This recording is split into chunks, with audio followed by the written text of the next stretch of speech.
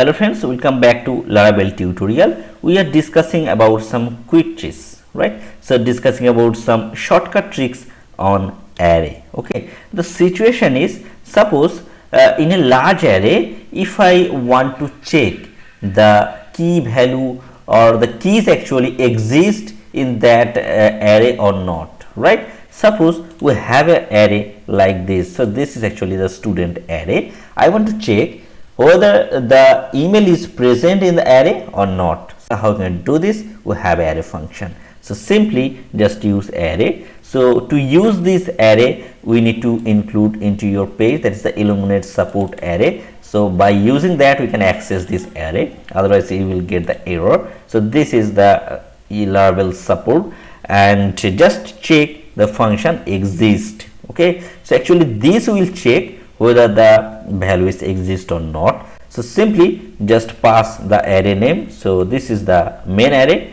and I want to check whether the email is present or not. Okay, so let's check. Actually this function will return the boolean data, means if it is present, if this key present in this array, it will return true, otherwise it will return the false. Okay, so let's use the val and print the val. Okay, so echo val.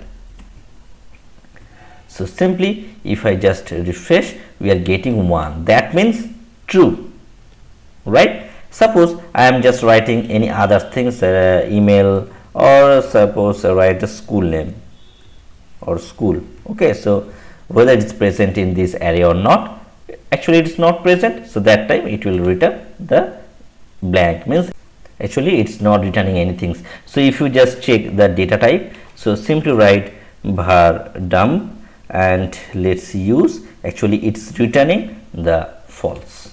Okay, and if you check the age, so that time it will return the true, that means present. So age is present, so that the reason it's returning true, and if you write something which are not present, it will return false. Okay, so by that we can understand whether this key is already exist in the array or not, right?